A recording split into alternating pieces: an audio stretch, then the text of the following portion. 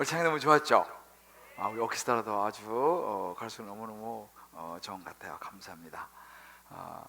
지난주 제가 3부 예배 마치고 이제 갔는데 문자가 하나 왔어요. 보니까 누군가 했더니만 이스라엘에서 문자가 하나 왔어요. 사실은 제가 지난주 설교하기 그 며칠 전에 이제 예수님께서 나사렛에서 갈릴리 나사렛에서 이 요단강 세례 요한에게 세례 받으러 온 그 거리가 얼마 정도 되는가 좀 정확하게 알고 싶어가지고 제가 이스라엘에 계시는 그 성서지리 그 고고학 박사신데 그 전문가 되시는 그 목사님에게 문자를 보냈어요. 좀 정확하게 좀 알려달라. 거리가 얼마나 되는가. 답이 안 오는 거예요. 그래서 어쩔 수 없이 그냥 설교를 하고, 물론 이제 학자들마다 이게 다 다르기 때문에 이제 수십 년 이렇게 말씀드렸는데 3부 예배 마치니까 답이 온 거예요. 이제 그때서. 그래서 목사님 100km입니다. 그래서 어제 자기가 그 세례태 갔다 왔다 그러시면서 100km래요. 그러니까 250리 길을 예수님께서 나사렛에서 세례 요한에게 세례 받으러 오신 거예요. 그러니까 뭐 며칠은 걸어오셨겠죠. 그래서 지난주도 저 중에 몇몇 분이 목사님 그 먼 길을 걸어오시면서 예수님 무슨 생각하셨을까요? 이렇게 질문도 하셨는데요. 오늘은 그 질문과 사실 연결되는 그런 부분입니다.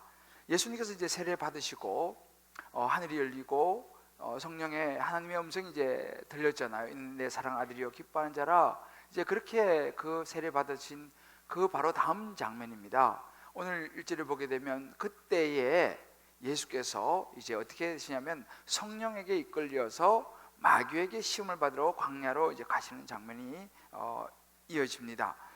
여러분 보세요. 하나님께서 예수님이 시험 받도록 광야로 이끌어 가셨다. 1절 다시 한번, 그죠? 예수께서 성령에 이끌려서 마귀에게 시험을 받으러 가신 거예요. 그러니까 하나님이 예수님을 시험 받도록 끌어가신 것이죠.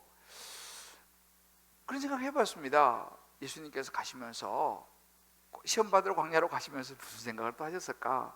그 안에 마음에 어떤 불평과 원망이 있었을까? 여러분, 왜 하나님이 예수님을 이렇게 시험하셨을까요?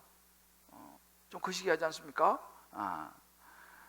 더군다나 2절에 보게 되면요, 40일을 밤낮으로 금식하신 후에 줄이셨습니다.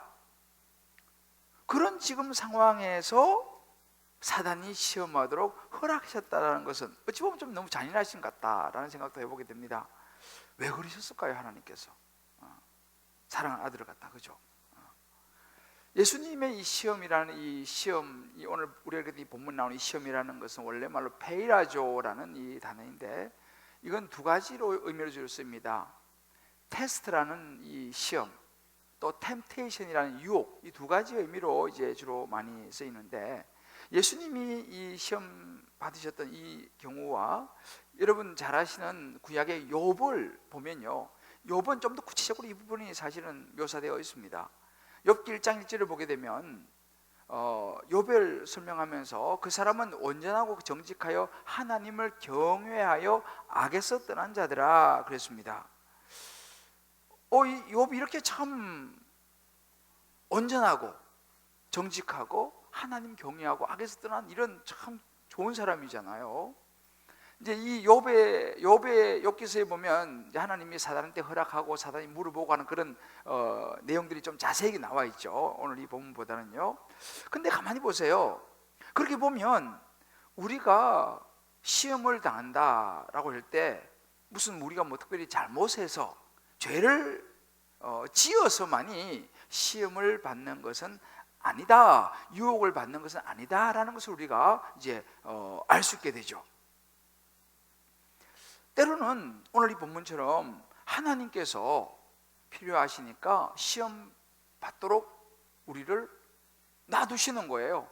사단이한테 그냥 아시면서도 그냥 허락하신다고 볼 수 있는 것이죠. 예수님도 지금 하나님이 허락하시니까 사단이 이렇게 지금 유혹하는 거 아니겠습니까? 그러면서 예수님은 가만히 보면 이제 사역을 시작하시는 중요한 사명을 감당하시는 준비의 과정이 사실 이 시험 속에 들어있는 것을 우리가 볼 수 있습니다. 그래서 이 시험은 굉장히 중요한 부분입니다. 우리가 성경에 보면 이 아브라함도 마찬가지입니다. 아브라함도 사실 믿음의 조상이 처음부터 된 것은 아니잖아요. 어찌 보면 정말 이 믿음의 쉽지 않은 테스트를 통과한 후에 아브라함이 하나님의 이 믿음의 조상으로 쓰임을 받는 걸 우리가 볼 수 있어요. 그래서 창세기 22장 12절에 보면 그런 구절이 있죠. 이제 이 아브라함이 진짜 자기 아들, 그 귀한 백세의 아들을 바치잖아요. 그러니까 하나님이 끝까지 보시는 거예요. 그러다가 정말 칼을 들어서 치려고 하는 그 순간이 되니까 하나님께서 그때서야 멈추게 하시면서 이제 그런 말씀 하시잖아요. 손대지 말라. 내가 이제야 너가 나를 경외한 줄 내가 알았다. 통과한 거예요. 그리고 이제 그때부터 이제 이 쓰임을 받기 시작했습니다. 그리고 보면 이 시험이라는 것은 하나님께서 우리를 사용하시는, 우리를 성장시키는 하나의 준비의 과정이고 성장의 발판이다 라고도 우리가 사실 볼 수 있는 것입니다. 오늘 우리 2부 예배 오신 여러분들, 여러분 중에서 혹시 어떤 삶의 인생에 시험이 와 계신 분이 혹시 있습니까? 혹시 여러분들 중에서 여기 오늘 예수님처럼 말이죠, 지금 예수님 되게 은혜스럽잖아요. 세례 받으시고 또 이제 40일을 금식까지 하셔서 얼마나 성령 충만했겠습니까? 그런데 이런 상황에서 시험이 왔지 않습니까? 아마 여러분들 중에서도 야, 내가 올해 정말 제대로 이제 신앙생활 해봐야겠다 하면서 뭐 여러분 중에 금식하신 분도 계실 것이고, 정말 이제 내가 훈련을 받아야겠다, 어려운 중에도 훈련 신청하셔가지고 또 훈련 받으신 분들 뭐 새가족 모임 내가 해봐야겠다 하고 뭐 하여튼 이런저런 닭방 뭐 이렇게 막 나름대로 이제 정말 은혜 가운데 정말 내가 신앙생활 해보려고 하는데, 혹시 여러분에게 시험이 온 분이 혹시 계신지 모르겠어요. 그럴 수 있다는 것이죠.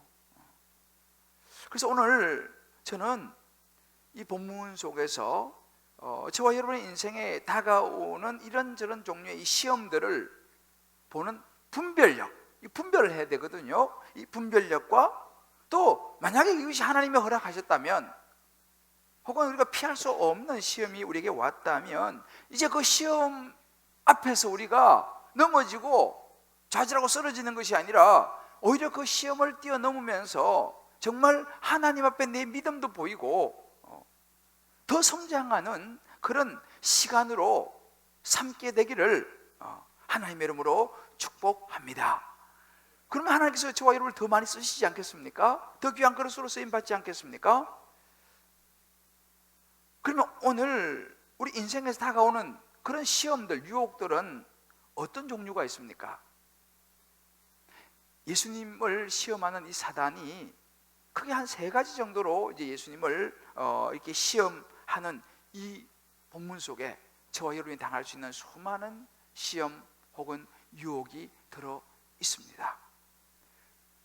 같이 우리 한번 보시죠. 첫 번째는 뭡니까? 사단이 예수님께 와서 말합니다. 만일 내가 하나님의 아들이거든 명하여 이 돌들로 떡덩이가 되게 해서 떡을 만들어 먹어라. 지금 예수님 40일 금식하셨잖아요. 얼마나 줄이신지라 그랬어요. 예수님은 하나님의 아들이셨지만 인간의 몸을 입고 오셔서 40일 금식하시고는 굉장히 줄이셨죠. 이럴 때 이 돌 가지고 떡덩이 만들어 먹으라는 것은 굉장히 달콤한 유혹입니다. 예수님은 충분히 그럴 수 있는 능력을 가지신 분이에요. 예수님 하나님 아들이신데. 그래서 얼핏 보면 야, 우리 왜 요즘 젊은 애들은 막 하면 막 보여줘 막 그러면서 막 하면 막 나서가지고 막 보여주고 그러잖아요. 지금 그런 분위기입니다. 지금 당신이 하나님의 아들인데 이거 한번 보여주라는 거죠. 그때 이제 사람들이 막 이제 유혹에 넘어가면 가는데, 그러다가 이제 유혹에 넘어가는 것이죠. 근데 여러분, 여기서 우리가 알 수 있는 게 뭐냐면, 예수님은요 이 땅에 오실 때에 자기가 이 돌을 가지고 떡을 만들어 먹을 수 있는 능력을 가진 사람이라는 것을 보여주시기 위해서 온 게 아니고 하나님의 뜻을 이루시기 위해서 이 땅에 오셨다는 것을 아셨어요. 사단이 그걸 교묘하게 이제 썩이는 거죠. 예수님께서 그걸 분명히 아시고 있었습니다. 예수님 딱 말씀하시죠. 사절에 보면 기록되었으되 사람이 떡으로만 살 것이 아니요 하나님의 입으로 나오는 모든 말씀으로 살 것이다. 신명기 말씀을 탁 인용하셨습니다. 무슨 이야기입니까? 물론 사람이 먹고 살아야 되죠. 그러나 먹고 사는 것이 인생의 전부는 아니라는 거예요. 더 중요한 것이 있는데 뭐냐면 하나님의 뜻을 따라 사는 것, 이것이 더 중요하다, 딱 말씀하십니다. 요한복음 4장 34절에 예수님 그런 말씀하셨어요. 내 양식은 나를 보내신 이의 뜻을 행하고 그의 일을 온전히 이루는 이것이 내 양식이다. 예수님의 관심은 어디 있었냐면 자기를 드러내는 것이 아니고 능력을 보이는 것이 아니고 하나님의 뜻을 이루는 거기에 있었습니다. 그래서 먼 길을 오셔서 세례 받으시기도 하시고 또 이 시험을 그대로 이제 받으시는 모습을 볼 수 있습니다. 먹는 것, 이런 어찌 보면 육신적인 이런 거 부분, 이런 것에서 마음을 싹 빼앗아 가지고요 사명을 잊어버리게 만들려고 하는 사단의 유혹이 탁 탄로가 나는 그런 순간입니다. 사단이 여기서 멈추지 않죠. 두 번째 유혹을 합니다. 어제를 보면 거룩한 성으로 데려다가 성전 꼭대기에 세우고 너가 만일 하나님의 아들이거든 뛰어내리라, 이렇게 얘기합니다. 뛰어내려봐라. 그러면서 이번에는요 이 사단이가 성경을 인용을 해요. 시편 91편을 인용을 합니다. 성경에 보면 이런 말이 있지 않냐. 기록되었을 때 그가 너를 위하여 그의 사자들을 명하시니 그들이 손으로 너를 받들어 발이 돌에 부딪히지 않게 하리라. 너가 이 높은 데서 탁 뛰어내려도 하나님이 너를 위해서 사자들을 보내가지고 탁 그냥 너를 구원할 것이다. 그러니까 한번 뛰어내려봐라. 이렇게 탁 유혹을, 성경 구절을 이용해서 이제 유혹을 하는 걸 볼 수 있습니다. 어피 보면요 여기서 그렇지, 하나님께서 나를 당연히 구해 주실 것이지. 그리고 만약에 딱 뛰어내리는데 천사가 와서 쫙 이렇게 안 다치게 딱 보호하면 많은 사람들이 보고 우와 하나님의 아들이네 라고 말하지 않겠습니까? 그럴듯하지 않습니까? 그러나 그것이 사단의 작전이었습니다. 예수님은 그 사단의 핵심을 딱 꿰뚫었습니다. 이것이 바로 뭐냐? 예수님을 갖다가 하나님의 아들로 자기 자신을 쫙 드러내면서 과시하면서 내가 이래도 하나님의 아들인데 라고 하는 명예와, 그래서 내가 누군데 라고 말하고 싶은 그 마음을 싹 부추긴 그 모습. 그러나 이것은 하나님을 테스트하는 거라는 것을 예수님은 아셨습니다. 하나님을 시험하는 것이죠. 하나님이 할 수 있냐 없냐 이걸 보자는 거 아니겠습니까? 예수님은 하나님을 시험하는 것을 거부합니다. 왜요? 하나님은 하나님이 하실 수 있나 없나를 시험하는 대상이 아니고 하나님은 하실 수 있는 분이라는 사실을 신뢰하는 신뢰의 대상이라는 사실을 믿으시기 바랍니다. 예수님이 그걸 아셨어요. 하나님이 신뢰의 대상인 거예요. 꼭 그렇게 안 해도 하나님은 자기를 도우신 분이라는 걸 예수님은 확신하고 계셨습니다. 뭐라고 말하면 7절에 주 너희 하나님을 시험하지 말라 단호하게 이야기를 다 합니다. 나는 하나님을 신뢰해. 그렇게 뛰어내려서 하나님을 시험하지 마라. 비록 내가 지금 어려운 상황에 있을지라도 고난 속에 있을지라도 나는 하나님 나를 보호하심을 신뢰한다, 이 말이에요. 2대0이 됐습니다. 사단이 또 깨갱했죠. 그러나 사단이 여기서 또 멈추지 않습니다. 포기하지 않아요. 또 예수님을 데리고 이번에는 높은 산으로 올라가서 천하만국과 영광을 보여주면서 말합니다. 만일 너가 엎드려서 나 경배하면 지금 보이는 모든 것을 내게 주겠다. 와우, 달콤한 유혹이죠. 보이는 거 다 주겠다는 거예요. 영광의 유혹이죠. 고난받는 종이 아니에요. 이제는요. 왜? 왕의 모습으로 다 모든 걸 소유한 그런 자리를 주겠다고 하는 이 유혹, 예수님이 주인공으로 쫙 등장할 수 있는 이 유혹을 또다시 펼치죠. 얼핏 보면 이야, 그리고 고난보다는 영광의 자리 좋잖아요. 왕의 자리가 좋지 않습니까? 근데 이 세 번째는 예수님께서 완전히 이제는 사단의 정체를 털어내버리시죠. 직격탄을 날립니다. 뭐라고 말합니까? 사탄아 물러가라. 정체를 밝히죠. 사탄아 물러가라. 기록됐을 때 주 너희 하나님께 경배하고 하나님만 섬기라. 그 한 방으로 그냥 사단을 무너뜨립니다.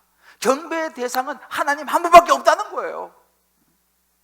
여러분, 우리 인생도 마찬가지예요. 내 인생에 누구를, 무엇을 경배하며 살아갈 것인가, 이걸 분명히 아는 것이 인생의 핵심이에요. 이게 헷갈리면 다 헷갈리는 거죠. 어떻게 하면 결국 마귀는 두 손을 들고 예수님을 떠나게 됩니다. 패배했죠. 하나님께서 보낸 천사들이 나와서 예수님께 수종드는 장면이 오늘 이제 우리가 읽었던 본문의 11절 마지막 장면입니다. 여러분 가만히 보세요. 지금 예수님이 당하신 이 시험, 이 유혹의 종류들을 보면 어느 것 하나 저와 여러분에게 오면 뿌리치기가 어려운 종목들입니다. 그렇지 않습니까? 대표적으로 여러분, 이 시험에 넘어간 많은 사람들 중에서 아담과 하와가 그랬습니다.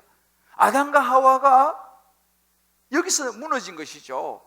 물론 이제 이 세 가지 다 어찌 보면 아담과 하와가 연결되어 있지만 대표적인 건 뭡니까? 선악과, 먹음직하고 보암직하고 선악과를 먹게 만드는 이 먹는 것을 통한 이 유혹, 보는 것을 통한 이 유혹에 아담과 하와가 넘어진 것이죠. 우리가 지난번에 보았습니다. 사무엘상에 보면서 사울의 인생을 보면 사울이 왜 무너졌습니까? 사울은 법궤를 가지고 무너졌습니다. 법궤는 하나님의 말씀입니다. 하나님의 말씀 가지고 어떻게 지을 수 있습니까? 사울은요, 하나님 말씀에 순종하기보다는 하나님의 말씀을 자기의 욕망과 자기의 성공과 실리를 채우는 도구로 하나님의 말씀을 사용하려고 하다가 무너진 것이죠. 하나님의 말씀은 순종하고 따라갈 것이지 나의 어떤 욕망을 위해서 사용한 도구가 아니라는 것을 그는 몰랐습니다. 여러분 잘 아시는 가룟 유다, 그는 소유의 돈의 유혹에 넘어졌습니다. 돈이 그의 우상이 된 것이죠. 사실은 이런 사람들은 대표적이지만 성경에 그 외에도 많은 사람들이 이런저런 이 세 가지 큰 범주 안에 사단의 유혹에 넘어지는 것을 우리는 성경을 통해서 볼 수 있습니다. 반대로 말씀드린 것처럼 아브라함, 욥 이런 사람들은요, 그런 시험 유혹을 넘어선 사람들이죠. 예수님도 오늘 그런 모습을 보여주고 있습니다. 그 시험을 통과하고 정말 귀하게 쓰임 받았던 사람들이지 않습니까?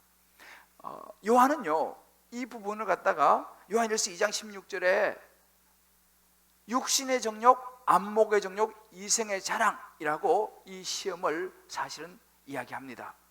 하나님께로부터 온 거 아니에요. 이런 것들은요, 세상으로부터 온 것, 사단의 유혹으로부터 온 것이다 라고 말하는 것입니다.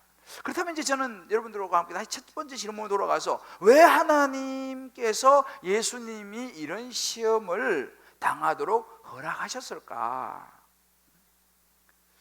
한번 이 부분을 곰곰이 묵상해 보았습니다. 여러분 왜 그러셨을까요?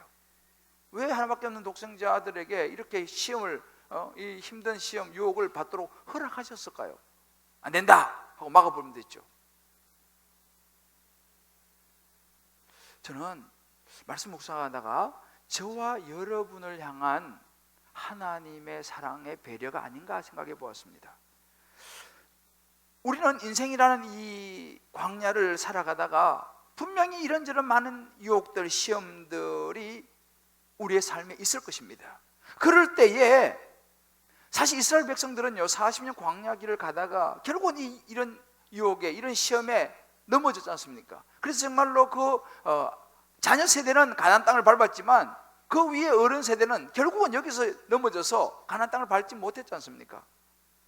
우리도 마찬가지로 하나님의 나라에 이르러야 되는데, 믿음의 경주에서 끝까지 승리해야 되는데, 우리도 이렇게 넘어지면 안 되지 않습니까? 그래서 예수님을 하나님께서 대표로 시험 당하는 것을 보여주시면서, 예수님이 어떻게 이겨내시는가를 우리에게 보여주시면서, 우리도 끝까지 믿음의 경주를 승리하라고, 마지막까지 정말로 우리 신앙을 지켜내도록 하나의 모델을 보여주시기 위해서 하나밖에 없는 아들에게 이 시험을 허락한 것이 아닌가, 이것이 하나님의 사랑의 배려가 아닌가, 그런 생각을 해보았습니다. 그렇다면 이제 우리가 보는 것은, 그러면 예수님께서 어떻게 시험으로부터 승리하셨는가, 예수님이 시험을 이기시는 힘이 어디서 나왔느냐 라는 것이죠. 그래서 오늘 이 말씀 속에서 예수님께서 이 시험을 이기시는 방법에 특별히 이 두 가지를 묵상하면서 함께 배워서, 저와 여러분도 정말 사울의 자리, 가룟 유다의 자리, 아담과 하와의 자리가 아니라 그 모든 시험을 이겨내는 예수님처럼 우리도 끝까지 믿음의 경주에 승리하고 영원한 하나님의 나라의 주인공이 되시기를 주의 이름으로 축복합니다. 자, 그러면 시험을 이기는 방법이 첫 번째 무엇입니까? 사단의 중심을 파악하는 것입니다. 사단의 중심이 뭐냐라는 거예요. 여러분 보세요. 사단의 중심은요, 오늘 이 본문을 보면서 우리가 알 수 있는 것이, 사단은 세 번이나 그런 이야기를 합니다. 내가 만일 하나님의 아들이거든, 이렇게 말합니다. 물론 구절엔 만일 내가 이렇게 표현하지만 같은 맥락이죠. 내가 만일 하나님의 아들이거든, 그러면서 이제 세 번째는 내게 주리라 그랬습니다. 모든 걸 내게 주리라. 핵심이 뭡니까? 사단이 지금 말하는 것은 다 납니다. 너, 우리 말 나죠. 내가 중심입니다. 내가 내 것이 되리라. 이게 사단의 중심이에요. 근데 예수님의 중심을 가만히 보세요. 예수님은 세 번이나 말씀하실 때 뭐라고 말하세요? 기록되었으되 하나님이, 세 번이나 반복합니다. 예수님은 신명기 말씀을 인용하시면서 하나님이 말씀하신 그 기록 말씀을 이야기하면서 반드시 하나님이 세 번 다 하나님을 드러내고 있는 것을 볼 수 있어요. 무슨 말입니까? 예수님의 중심은 하나님이셨다는 거예요. 다시 말하면 하나님의 뜻을 이루고 하나님의 구원의 역사를 이루는 것, 이것이 예수님의 중심이었습니다. 사단과 예수님은 확연한 차이가 나는 것이죠. 사단은요, 이 예수님이 세 번 다 말씀을 이용해서 물리칠 때에 사단도 얼핏 보면요, 쏟기 쉬운 것이, 두 번째는요, 아까 우리가 봤지 않습니까? 말씀을 인용했어요. 시편 91편을 인용했습니다. 그럴듯하지 않습니까? 떼어내리면 하나님이 너를 위해서 안 다치게 해줄 거다는 거죠. 그럴듯하잖아요. 사단도 말씀을 이용하니까. 그러나 우리는 여기 속지 말아야 합니다. 자세히 이 말씀을 보면 그럴듯하지만 사실은 지금 시편 91편 11, 12절은요 뛰어내리는 것에 대한 보호를 이야기하는 구절이 아니에요. 이 구절은 하나님의 백성의 인생의 여정 가운데 하나님이 보호하시겠다 이런 의미지, 높은 데서 뛰어내리면 살려주겠다 그런 의미가 아니에요. 이게 교묘하게 사단이가 조작을 하는 것이죠. 그리고 본문을 여러분 집에 가서 한번 비교해 보세요. 모든 길에서라는 말을 싹 뺐어요. 결국 사단이 하나님의 말씀을 이용하더라도 그 중심에는 자기가 주인이 되게 만들고, 사단은 하나님의 말씀을 자기의 욕심을 채우고 자기의 목표를 이루기 위해서, 우리를 넘어뜨리기 위해서 말씀을 도구로 사용하는 것이지 이 말씀을 정확하게 이야기하지는 않는다는 것을 우리가 알아야 합니다. 여러분, 우리가 할 수 있는 것이 뭐냐요? 성경은요 우리의 욕심을 이루는 도구 아니고, 성경은 하나님께서 원하시는 삶을 살아가는 지침서라는 사실을 믿으시기를 바랍니다. 여러분, 이단이요 그래서 이용하는 거잖아요. 여러분들 뭐 신천지 성경 공부 시키잖아요. 여호와의 정인 성경 공부 시킵니다. 이단들 성경 공부 시켜. 통일교 성경 공부 시켜요. 그런데 겉으로 보면 이야 하지만 막상 속에 들어가 보면 맞지 않아요. 문맥도 맞지 않고 성경을 전체적으로 이해해야 되는데 그냥 몇 개 탁 따와가지고 그걸 싹 엮어가지고 자기들의 입맛에 맞게 쫙 내놓는, 이게 바로 오늘 이 사단이 바로 지금 그런 모습을 보여주고 있는 것이죠. 그래서 우리가요, 사실은 이런 부분에 쏘으면 안 됩니다. 성경, 우리가 예배도 보고 성경도 읽고 하면서 그러면서 우리도 속아요. 우리도 사단의 유혹에 넘어갑니다. 왜 넘어갈까요? 우리가요, 예배도 드리고 교회도 나오고 신앙생활도 하면서도 속는 이유가 있어요. 그것은 그 말씀을 보는 중심에 예수님이, 하나님이 계시지 않고 그 말씀을 읽는 중심에 내가 있기 때문에 그래요. 사단이가 교묘하게 지금 유혹하는 그 내가 신앙생활의 주인이고, 내가 예배의 주인이고, 내가 성경에 보면 다 이것이 나를 위한, 나의 마음을 채우기 위한 거예요. 그게 다릅니다. 내 중심이라는 말 속에 뭐가 들어있냐? 거기는 쉬운 말로 욕심이 들어있는 것입니다. 나의 중심에는 뭐가 되냐? 핵심에는 욕심이 자리 잡고 있습니다. 그래서 말씀을 가지고 무너지는 이유가 뭐예요? 욕심입니다. 사울이 왜 무너졌습니까? 법궤를 들고도 그 법궤를 가지고 자기의 영광과 자기의 성공과 자기의 욕망을 채우려고 했기 때문에 그 법궤는 오히려 사단의 유혹에, 시험에 도구가 되고 말았다는 사실이죠. 바로 이것이 뭐예요? 우리가 신앙생활 하면서도 무너지는 이유예요. 우리가 예배를 드리러 나오면서도, 성경을 읽으면서도 무너지는 이유가 바로 여기 있습니다. 날마다 말씀을 내가 원하는 내 욕심을 채우기 위해서 땡기는 거죠. 내 자존심을 세우기 위해서 땡기는 것이죠. 내 이기심을 만족시키기 위해서 성경을 가져오는 것입니다. 이것이 사단의 작전인 것입니다. 이걸 우리가 간파해야 되는 것입니다. 제가요, 전에 우리 사랑교회에서 분목사실에 법조인을 담당했었는데, 그때 제가 이제 법률 상담을 하는 걸 제가 직접 하지는 않지만 제가 다 기록을 다 보는데요, 야, 그때 제가 느낀 게 뭐냐면요, 진짜 억울한 사람들도 많고요, 나쁜 사람들도 진짜 많아. 그래서 보면서 야, 참 세상이 정말 이렇구나, 이런 생각도 좀 해봤는데, 가만히 보세요. 여러분, 세상에 속이는 사람들이 굉장히 많아요. 그럼 우리는 어떻게 말합니까? 여러분, 속이는 사람이 나쁜 사람이에요? 속는 사람이 나쁜 사람이에요? 누가 나쁜 사람이에요? 저는 얼마 전까지만 해도 속이는 사람이 나쁜 사람 어떻게 속일 수가 있어? 아무것도 모르는 사람 데려다 그냥 속여가지고 말이지, 막 그런 생각을 했어요. 나쁜 사람이다. 저도 이제 작년에 이런저런 일을 만나면서, 야, 정말 이럴 수가 있냐? 너무 억울하다. 난 진짜 아무것도 몰랐는데, 이렇게 제가 그런 생각이 많이 있었어요. 그런데 말씀을 묵상하면 깨닫는 게 뭐냐면요, 물론 속이는 사람들도 나쁜 사람이지만 속는 사람도 좋은 사람은 아니라는 거예요. 왜 속습니까? 왜 속아요? 그 안에 욕심이 있기 때문에 속는 거 아니겠습니까? 내가 이렇게 하면은, 내가 투자하면 좀 더 많이 나한테 잘해주네? 이거 좋은 거네?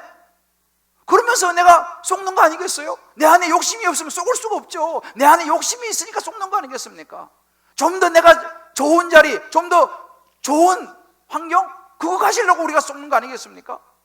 그렇게 해보니까 속는 사람도, 속이는 사람도 그렇지만 속는 사람도 죄인이더라는 것입니다. 제가 그걸 깨달았어요. 제가 내가 욕심이 있었기 때문에 이런 일을 만났구나, 이걸 제가 깨달았어요. 이게 바로 사단이 우리를 속이는 것입니다. 잘해주면서 우리를 넘어뜨리는 것이죠. 여러분 보세요. 결국 중심에 자기가 있고 자기 안에는 욕심이 있습니다. 예수님 십자가에 달려서 계실 때 십자가 밑에서 사람들이 막 조롱했어요. 뭐라고 했습니까? 마태복음 27장 40절에 보면, 네가 만약 하나님의 아들이거든 자기를 구원하고 십자가에 내려오라. 뭐예요? 너 너를 구원하고 내려와. 그러면 내려오면 막 와한 사람들이 와 하나님의 아들이네. 누가 주인공이 됩니까? 너가 주인공이 되라는 거예요. 너의 욕심을 채우라는 거예요. 네가 지금 하나님의 아들이 지금 이렇게 고통을 당할 필요가 뭐냐 이 말입니다. 근데 예수님께서 뭐라고 대답했습니까? 아무런 대꾸를 하지 않았어요. 아무런 대꾸도 하지 않았어요. 그러면서 예수님께서 딱 하신 말씀이 뭐예요? 나의 하나님, 나의 하나님. 하나님을 찾았어요.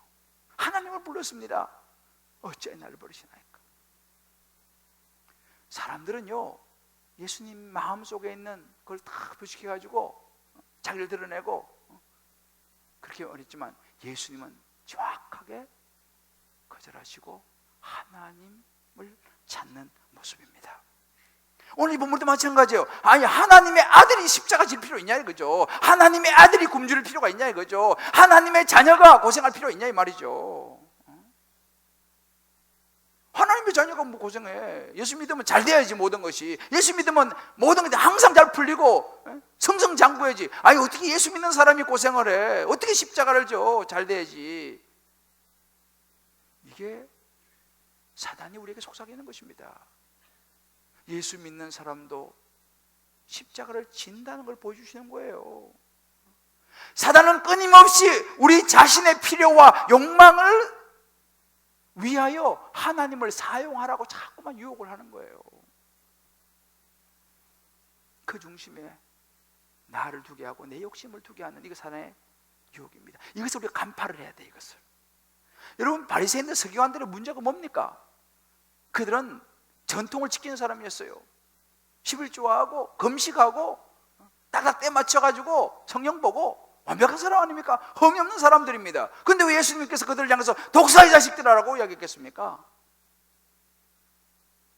겉으로는 율법을 잘, 전통을 잘 지키고 굉장히 거룩한 것처럼 보이지만 그 속에는 자기라는 거, 자기의 욕심, 자기를 드러내고자 하는 것이 가득 들어있는 걸 주님이 보셨어요. 이것을 예수님 보셨기 때문에 그렇게 말씀하신 것입니다. 저와 여러분 어떻습니까? 한번 우리 각자 자신에게 한번 적용해 보십시오. 요즘 저와 여러분이 혹시 시험 드는 일이 있습니까? 시험 드는 일이 있고 어떤 어려운 일이 생긴다면 그 중심에 내가 있는지 아니면 하나님이 계신지 우리 한번 우리 자신을 들여다보아야 됩니다. 내 삶의 중심에 내가 어떤 것을 선택하고 결정하고 행동하는 그 중심에, 그 초점에 하나님의 계획과 하나님의 영혼 구원의 사역이 있는지 아니면 나의 욕심이, 나의 자랑과 나의 입지를 세우고 나의 성공이라는 이것이 그 핵심에 들어있지는 않은지 우리 자신을 돌아봐야 됩니다. 또 한 가지 우리 적용점은 뭐냐면 내가 가정의 일이라든지 뭐 직장이나 사업이나 여러 우리 삶 속에서 정말 하나님을 신뢰하기보다는 높은 데서 뛰어내리고 싶은 마음은 없습니까? 내가 이렇게 뛰어내리면 하나님께서 짱 하고 나를 보여주시겠지? 딱 드러내시겠지? 라고 하는 하나님에 대한 신뢰보다는 하나님을 시험하고 싶은 마음이 혹시 없습니까? 우리 자신에게 한번 적용해 봐야 돼요. 두 번째로 시험을 이기는 방법은 자신이 서야 할 자리를 잘 지키는 것입니다. 사단이요 계속 부추기는 게 뭐냐? 주연의 자리입니다. 우리 지난번에도 우리 봤잖아요. 사단은 계속 주연의 자리에 우리가 서기를 부추겨요. 하나님의 아들로서의 권위를 사용하는 걸 딱 부추깁니다. 아, 돌로 떡을 만들어 먹어. 왜? 너 하나님 아들 아니냐? 높은 곳에 뛰어내려. 너 안 다칠 거야. 세상 절마 한번 해. 내가 다 주겠어. 원하는 대로 너의 것을 이루고 성취하고 너가 주연의 자리에 앉아라 이 말이에요. 사단이 지금 계속 이거 부추기는 게 아닙니까? 근데요 예수님은요 하나님의 앞에서 이 땅에 오신 목적이 자기를 드러내는 게 목적이 아니고 하나님께서 보내신 구원 사역을 위해서 하나님 앞에서 자기는 조연으로 그 역할을 감당하기 위해서 오셨다는 사실을 잊지 않았습니다. 철저하게 자기 자신을 낮추고 겸손하셨어요. 우리 지난주에 봤잖아요. 세례 요한한테 세례 받으려고 250리를 걸어오셔가지고, 세리온이 뭐라고? 자기는 메시아요 하나님의 아들이고, 세리온은 그냥 한 제사장의 그냥 아들인데, 광야에서 외치는 사람인데 뭐라고 그 먼 길을 와서 그 앞에 머리를 숙이고 세례를 받겠습니까? 예수님의 관심은, 예수님의 중심은 하나님의 의를 이루는 것이라 그랬잖아요. 하나님의 뜻을 이루고 하나님의 구원 사역을 이루는 여기에 있었기 때문에, 철저히 질서에 순종하는 것에 있었기 때문에 끝까지 예수님은요 자신을 낮추셨어요. 예수님 사역을 가만히 보세요. 이렇게 세례를 받으시면서 시작한 예수님의 사역은요 항상 자신을 낮추고 낮은 데로 찾아다니고, 사람들이 싫어하는 그런 세리를 찾아가고, 장기를 찾아가고, 사마리아로 가시고, 제자들의 발을 씻기시고, 나귀 중에도 나귀 새끼를 타시고, 이게 예수님께서 보여주셨던 모습입니다. 여러분, 사단을 이길 수 있는 힘이 어디서 나냐? 여기서 나왔습니다. 사단을 이길 수 있는 힘은 바로 이렇게 예수님 보이시는 겸손과 낮아짐이었습니다. 낮은 자리에 서시는 것을 예수님이 보여주셨다는 사실이에요. 여러분, 사단의 정체를 잘 알아야 됩니다. 사단은요, 아까 전에 여기 영상에 나온 것처럼 망검은 망토를 딱 입고, 물론 이제 그건 뭐 영상화하기, 형상화하기 위해서 하나 이제 사용한 것이지만, 요즘은요 검은 망토를 입고 그냥 속에는 빨간 옷을 입고 뭐 뿔도 나고, 그렇게 사단이 우리에게 오지 않습니다. 사단은요 아주 교활하고 영악해요. 좋은 모습으로 옵니다. 간도 썰기도 다 빼줄 것처럼 다가와요. 안 그러면 우리가 넘어가지 않기 때문이죠. 그래서 사단은요 정말 되게 좋은 모습으로 와요. 혹할 정도로 그렇게 옵니다. 어찌 보면 그 사단이 우리 마음속에 있어요. 내 안에 그런 모습 싹 다가오는 거예요. 내가 가지고 있는 지식, 내 가치관, 내 고정관념, 내 선입견, 이런 것이, 야, 너가 중요하지. 종교다원주의가 그겁니다. 너도 신이 될 수 있어. 네 생각이 곧 옳은 거야. 진리야. 이거 아닙니까? 그리고 우리 마음속에 다가오는 것이죠. 그러면서 그것이 사단이가 싹 변화시키는, 뭘로 변화시킵니까? 우리 안에 있는 교만으로, 오만으로, 편견으로, 선입견으로, 자기 생각이 무조건 옳다는 거죠 라고 착각하게 만들면서 우리 안에서 교묘하게 속이는 것이죠. 나도 모르게 거기서 넘어가는 것입니다. 너무너무 속기 쉽습니다. 왜요? 너무 달콤하게 내 속에서 마치 나를 위하는 것처럼, 너 이거 떡을 만들어 먹어. 교묘하게 우리 마음속에 속삭입니다. 여러분, 우리가 넘어가는 것이 무엇입니까? 다 이런 것에 넘어가는 거 아니겠습니까? 우리 마음속에 있는 교만이죠. 내 의죠. 자리 다툼입니다. 결국은 내가 누군데, 그래도 내가 이 정도는 대우받아야 되지 않냐는 거죠. 내가 사회에서 내가 이 정도 레벨의 직업을 가진 사람인데. 여러분, 제자들이 어디 넘어졌습니까? 세베대의 아들 어머니가 와가지고 뭐라고 말합니까? 우리 두 아들 중에 하나는 주의 우편에, 하나는 좌편에 앉게 해주십시오. 얼마나 좋아요. 주의 나라에서, 그것도 얼마나 그럴듯합니까? 예수님 지금 십자가를 지시려고 지금 준비하고 계시는데 제자들은 자리 다툼을 하고 있다는 사실이죠. 누가 그냐라는 것입니다. 여러분, 뭐 신앙생활에서요 굉장히 힘든 것이 이 자리에 대한 부분이라고 지난번에 말씀드렸죠. 누구도 예외는 없습니다. 그러나 예수님은 조연의 자리를 지켜내셨어요. 이것이 사단을 이길 수 있는 힘이 되었습니다. 여러분, 사단은요 잘 알아야 돼요. 사단은 높은 곳을 좋아해요. 높은 곳을 우리한테 보여줘요. 그래서 우리한테 자꾸 높은 곳 올라가라 그래. 왜 그럴까요? 왜 우리 보고 자꾸 높은 곳에 올라가라 그랬어요? 여러분, 높은 곳은요 우리를 되게 위하는 것 같죠? 아니에요. 여러분, 높은 곳이 위험합니다. 낮은 곳은 안전해요. 그렇잖아요? 높은 곳은 언제 떨어질지도 모릅니다. 근데 우리는 높은 걸 좋아하잖아요. 모든 것이 항상 잘 보이는 데를 좋아하잖아요. 사람들은 인정받고 칭찬받는 데를 좋아하지 않습니까? 사단이 바로 그것을 이용하는 것이죠.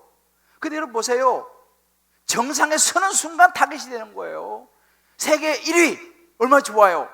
그러나 세계 1위가 되는 그 순간부터 수많은 사람들의 타겟이 되는 거예요. 그렇지 않습니까? 사단은 자꾸만 우리에게 높은 자리를 부추겨요. 결국은 자기가 하나님이 되도록 만드는 것이죠. 여러분 아담과 하와 그렇게 무너지지 않습니까? 창세기 3장 5절에 그랬지 않습니까? 이거 먹으면 하나님과 같이 될 거야. 최고의 자리에 올라갈 거야. 여기에 무너졌지 않습니까? 이걸 우리가 간파해야 됩니다. 예수님의 선 자리는요 그런 높은 자리가 아니었어요. 예수님이 끝까지 지켜내신 자리는 조연의 자리였어요. 영혼 구원을 위해서 하나님의 나라의 의를 이루기 위해서 예수님의 선 자리는 조연의 자리였습니다. 10절에 보시면 그런 구절이 있잖아요. 주 너희 하나님께 경배하고 다만 하나님만 섬기라. 이게 예수님의 말씀이셨어요. 여러분 보세요. 우리가 주인이 되고 싶은 마음이 굉장히 많습니다. 저도 마찬가지예요. 이름난 목사가 되고 싶은 마음이 내 안에 있어요. 수천 명 막 수만 명 모여가지고 어디 가면 막 대우받고요. 가면 벌써 앉는 자리가 달라지고 말이죠. 그런 마음이 저한테 없을까요? 여러분 속지 마세요. 있어요. 계속 사단이가 제 안에서 이렇게 하는 거예요. 근데 이런 말씀을 보면서 분별을 해내는 거죠. 자꾸만 가지치기, 이거 아니지 않냐, 이거 아니지 않냐. 실제로 여러분 보세요. 이 스타라는 것은 굉장히 좋은 자리예요. 우리가 그 휘트니 휴스턴 같은 정말 천상의 목소리를 가졌다는 사람도 결국 마약으로 무너졌지 않습니까? 여러분 보세요. 우리 주변에 톱스타들 가끔 나오잖아요. 왜 그 사람들이 마약합니까? 왜 그 사람들이 절정에 있으면서 생을 포기합니까? 두려운 거예요. 그 자리에서 내려갈까 봐. 그게 사단이가 그렇게 만드는 거예요. 우울해지는 것입니다. 우울증 걸리는 거 왜? 혹시 내려갈까 봐. 혹시라도 내가 어떻게 될까 봐. 내가 이 자리를 꼭 지켜내야 돼. 회사에서도 내가 이 자리를 꼭 지켜내야 되는데 혹시라도 내가 어떻게 될까 봐 우리 항상 조마조마하고 괴롭고 힘드는 거예요. 또 내려온 사람은 견뎌내지를 못해. 내가 누군데 내가 이런 자리에 있을 사람이 아니라는 거죠. 견뎌내지를 못하고 포기하고 우울증 걸리고 말이죠. 이게 왜? 이게 다 사단의 유혹입니다. 이것을 우리가 분별해내야 되는 것입니다. 그것은 뭐예요? 예수님의 선 자리를 늘 보는 거예요. 그 자리를 지켜내는 것입니다. 낮은 자리, 겸손한 자리, 조연의 자리. 한번 적용해 보세요. 저나 여러분이나 우리 인생에서 이 주연의 자리가 자꾸만 저와 여러분을 유혹하지 않습니까? 내가 이래도 내가 신앙 경력이 얼만데 내가 몇 대째 내가 신앙의 집안이라고 하는 높은 산으로 자꾸만 올라가려고 하지 않습니까? 교회 직분이라는 높은 산, 학벌과 지위라는 높은 산, 자존심이라는 높은 산, 재력이라는 높은 산, 그곳에 자꾸만 우리 올라가려고 하지 않습니까? 그래서 많은 사람도 칭찬과 인정을 바라고 있지는 않습니까? 한번 생각해 봐야 돼요. 먹고 사는 문제 중요합니다. 그러나 이 먹고 사는 문제를 넘어서서 이 소유에 대해서 좀 더 많이 가지고 좀 더 내가 물질적인 여유를 가지고 싶은 이 욕심이 하나님을 따라가고 하나님의 말씀에 순종하는 이 신앙의 길을 방해하고 있지 않습니까? 우리 삶에 헌신과 섬김의 열매가 있습니까? 우리 각자에게 한번 적용해 봐야 됩니다. 사랑하는 성도 여러분, 시험이 없는 인생은 없습니다. 어찌 보면 인생 자체가 광야요 시험의 장소이기 때문에 그렇습니다. 스펄전 목사님 그렇게 말씀하시더라고요. 시험 당하는 것은 죄가 아니다. 맞습니다. 시험 자체는 죄가 아니에요. 그러나 우리가 이 시험에, 이 사단의 유혹에 굴복하고 하나님께 불순종하면 그건 죄인 거예요. 그 죄는 선택입니다, 사실은. 저와 여러분의 인생에 시험이 오고 유혹이 올 때 우리는 오늘 이 말씀을 꼭 기억했으면 좋겠습니다. 예수님이 어떻게 유혹을 이겨내셨는지. 히브리서 4장 15절을 보면 예수님께서 똑같이 모든 일에 우리와 같이 시험을 받으셨다 그랬어요. 왜요? 우리를 체류하시기 위해서. 예수님 우리는 너무너무 잘 아세요. 그러나 예수님은 이겨내셨어요. 그런 기가 막힌 순간에 우리가 보통 그렇게 말하잖아요. 목사님 도저히 어떻게 할 수 없는 상황이었어요. 목사님 요즘 내 형편을 아시면 그렇게 말씀 못 하실 거예요. 요즘 제가요 얼마나 정말 기가 막힌 일이 있어요. 우리 아이가 고3이에요. 우리 아이가 지금 재수하고 있어요. 요즘 세상이 안 그래요 목사님. 맞습니다. 직장에서 목사님 어쩔 수 없는 상황이에요. 목사님 사업 안 해보셨지? 사업 보시면요 정말 세상 사람들 그렇게 안 하면 요즘 살아남지를 못합니다. 맞아요. 그렇습니다. 도저히 어떻게 할 수 없는 그 상황. 어쩌면 예수님도 40일 굶주려 있어서 얼마나 배가 고프셨겠어요. 능력이 있으신데 바로 그 순간에 우리는 뭘 기억해야 됩니까? 내 인생의 목적이 무엇이냐? 더 많은 물질을 모으고 내가 사람들에게 더 이름을 내고 칭찬과 영광을 받는 것이 목적이냐? 아니면 하나님의 의를 이루고 영혼 구원의 사명을 감당하며 하나님의 뜻을 따라 살아가고 순종하는 것이 내 인생의 목적이냐? 그때 생각해야 됩니다. 그것을 생각하지 않으면 우리는 이겨낼 수가 없어요. 예수님께서 그것을 잡으셨습니다. 말씀을 붙잡아야 됩니다. 말씀을 붙잡아도 내 욕심으로 붙잡으면 안 되고 하나님의 의를 이루기 위해서. 그래서 우리가 말씀의 도움을 받아야 돼요. 왜? 생각나는 말씀이 있어야지 사단을 이겨낼 거 아니겠습니까? 사단은 굉장히 똑똑합니다. 그래서 여러분들이 말씀을 읽으셔야 돼요. 말씀을 그래서 묵상해야 됩니다. 그래서 여러분들이 공동체가 중요한 거예요. 왜요? 혼자서는 교활한 사단을 분별하기가 너무 어렵습니다. 그래서 공동체가 필요한 거예요. 그래서 다락방에 나가시는 거예요. 다락방에 나가가지고 이런저런 요즘 내 이런 일이 있는데 어떻게 생각합니까? 거기서 같이 분별하는 것입니다. 그래서 순장님들의 도움을 받으셔야 돼요. 목사님들의 도움을 받으셔야 됩니다. 왜? 내 혼자 사단이가 얼마나 교활한데요. 분별이 어렵습니다. 그러니까 여러분들 그래서 다락방이 중요한 거예요. 그래서 교회라는 공동체가 중요한 것입니다. 교회 공동체에 소속되지 않아도 괜찮아요. 예수 믿으면 천국 갑니다. 그러나 여러분 너무너무 위험합니다. 울타리가 없이 신앙생활을 어떻게 끝까지 여러분들 사수해낼 수 있겠어요? 도움을 받아야 돼요. 보호를 받아야 돼요. 그런 도움을 나는 필요치 않아. 여러분 이것이 교만인 것입니다. 교만한 사람은 언제 어떻게 넘어질지 몰라요. 날마다 말씀 묵상하면서 우리 자신을 들여다보면서 사단의 속삭임을 분별하는 저와 여러분 되시기를 주의 이름으로 축복합니다.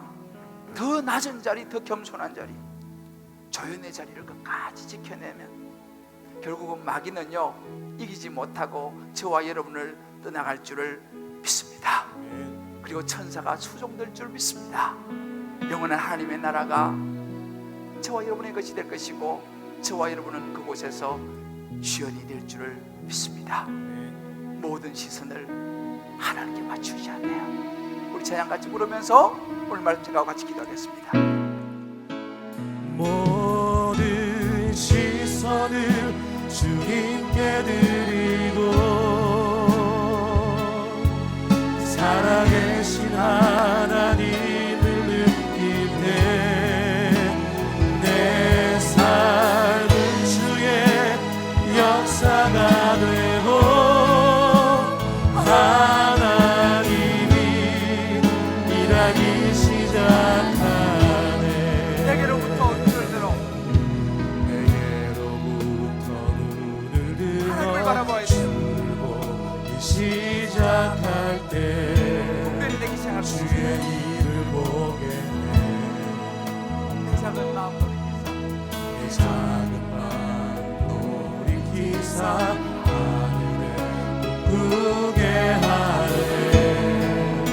주님을 볼 때 모든 시선을 주님께 드리고 살아계신 하나님을 느낄 때 내 삶은 주의 역사가 되고 하나님이 일하기 시작하네. 성령이 나를 변화시킵니다. 성령이 나를 변화시켜 모든 두려움 사라지네. 주의 일을 보겠네. 광대한 나라 가운데서 주님만 알게 되리. 주님을 볼 때 주님을 보내 모든 시선을 주님께 드리고 전능하신 하나님을 느낄 때 내 삶은 주의 나라가 되고 하나님이 일하기 시작하네. 모든 시선을 주님께 드리고 살아계신 하나님을 느낄 때 내 삶은 주의 나라가 되고 하나님이 일하기 시작하네. 우리 한번 이제 앉으며 눈을 감고 한번 기도했으면 좋겠습니다. 인생의 어떤 시험 가운데 있습니까?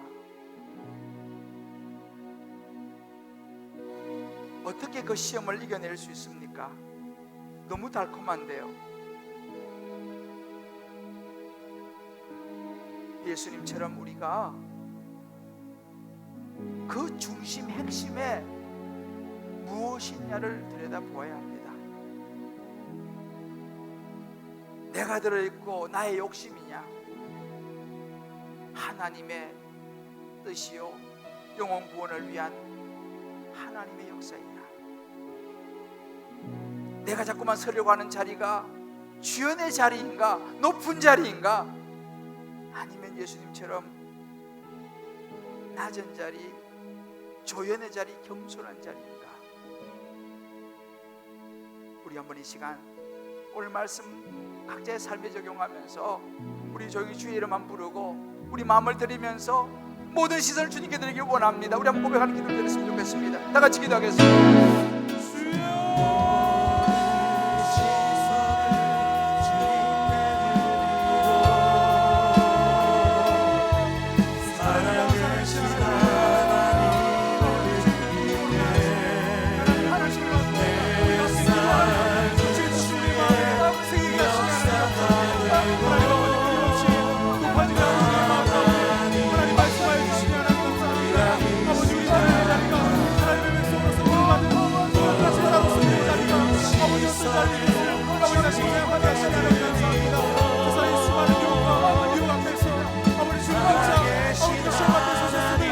다시 한번 생각하게 하여 주시옵소서. 아버지 시간 기다립니다.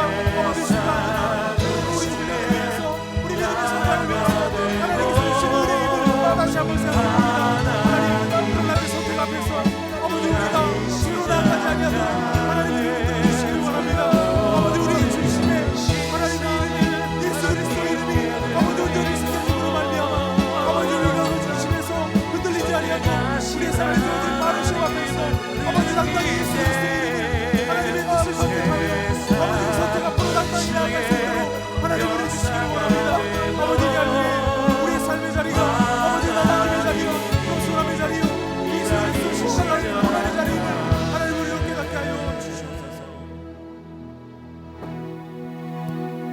하나님 아버지, 속이는 사람이 나쁜 사람이라고 정죄하고 비난했습니다. 그러나 알고 보니 속는 나 자신이 죄인인 것을 알았습니다. 내 안에 욕심이 있었음을 보았습니다. 내가 주인공이 되고 싶은 마음이 있었습니다. 내가 주인이 되고 싶은 마음이 있었습니다. 그 욕심 때문에 무너졌습니다. 사단의 유혹에 넘어갔습니다. 하나님 아버지, 좀 더 우리의 삶이 내가 주인이 되고 내가 중심이 되고 내가 행복하고 싶어서, 좀 더 여유롭고 싶어서 우리는 속습니다. 하나님 아버지, 이제 예수님의 모습을 가슴에 붙잡고, 하나님, 사단의 속삭임을, 육신의 것들, 보이는 것들, 소유하는 것들, 그러나 잠시면 사라질 안개와 같은 것들에 우리의 마음을 빼앗기지 않게 하여 주시옵소서. 하나님, 날마다 말씀을 보며 우리 자신을 포기하여 주시고, 사단의 속삭임을 분별케 하여 주시고, 더 낮은 자리, 겸손한 자리, 조연의 자리를 끝까지 지켜내게 하여 주시옵소서. 주님이 주인 되시고 영혼 구원이 우리 인생의 목적이 되며 주님을 위한 영혼 구원의 사명이 우리의 모든 것이 되게 하여 주옵소서. 하나님 아버지, 오늘도 말씀을 붙잡고 결단하는 우리 모두의 마음을 주님 받아주시고, 천국 가는 그날까지 영원한 하나님의 나라를 바라보면서 하나님 끝까지 믿음의 경주 감당하는 우리가 되게 하여 주옵소서. 시험을 이길 힘을 주옵소서. 은혜를 주옵소서. 지혜를, 분별력을 허락하여 주옵소서.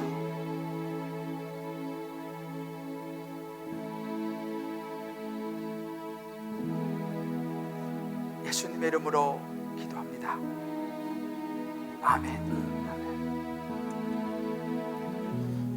우리 시간 다 자리에 일어나시면서 우리 한번 옆에 이렇게 한번 축복합시다.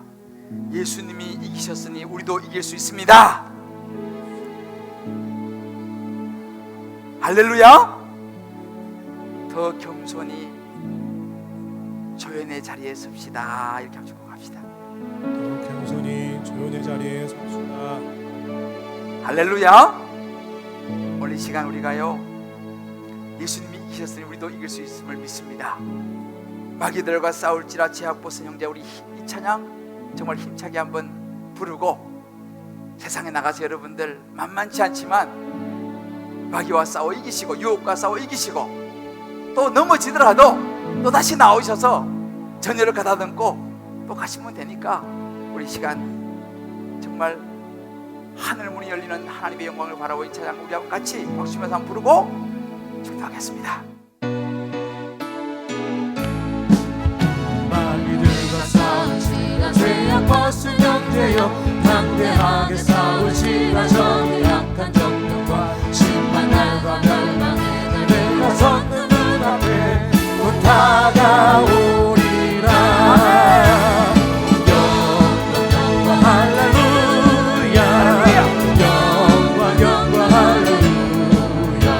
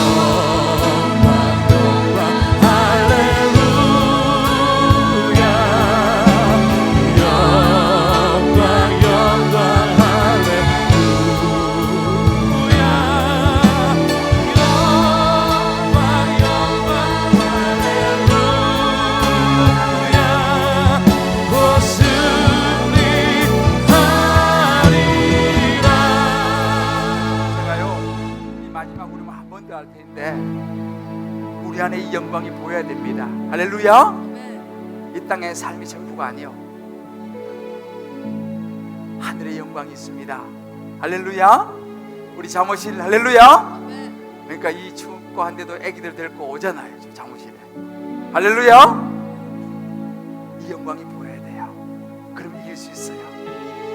여러분 괜찮으시면요, 우리 한번 부를 때에 한번 손을 한번 하늘 향해서 한번 들어봅시다. 그리고 이 시간 영의 눈을 열어서 영광 가운데 임하시는 하나님을 보시기를 축복합니다. 우리 영광 우리 오늘 부르고 자, 축복하겠습니다.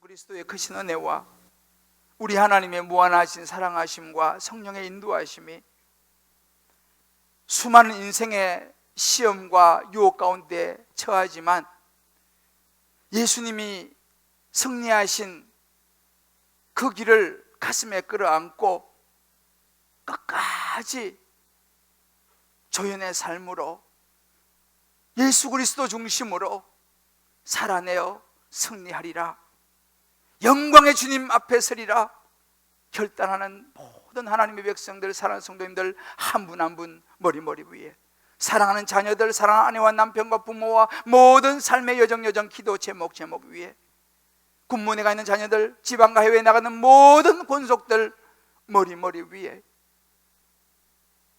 침상에 누워 주의 전을 사모하는 회복되어야 될 환우들 머리 위에, 어려운 가운데 하나님을 기억하며 언약을 따라 11조 예물 드리고 감사와 성교와 구제와 소원과 이모저모의 특별한 예물을 올려드리는 축복된 손길 위에 이제부터 영원토록 함께 하시길 간절히 축원하옵나이다.